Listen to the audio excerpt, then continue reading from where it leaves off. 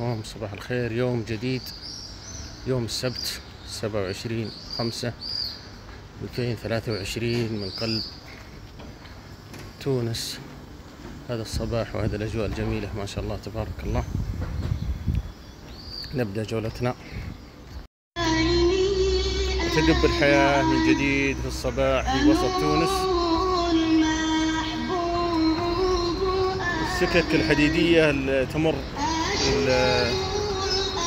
خدمة جميلة صراحة.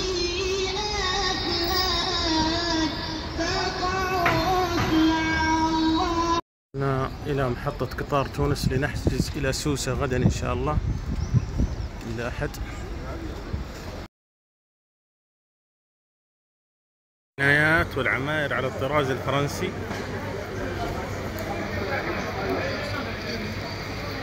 جات انك تسكن وسط البلد، ان كل الخدمات على رجلك، المطاعم، المحلات، يعني كل ما تريده ستجده قريب منك.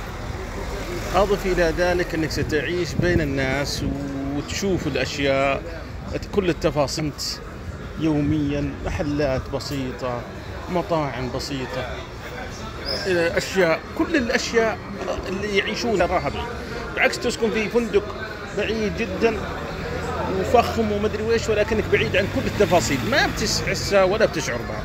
الآن متوجهين إلى سيدي بوسعيد، وهذا منظر البحر. طبعا مدن صغيرة ولكنها يمكن هي الأكثر سياحة، سيدي بوسعيد والمناطق الثانية اللي على البحر والمرسى. كعادة المحلات وعادة الأماكن السياحية موجود بها الحوانيت والدكاكين التي تبيع المنتجات المحلية. طبعا مشكلة الكاميرا، نحاول بقدر المستطاع لا نصور أحد، ولكن تأتي على غير ما نشاء.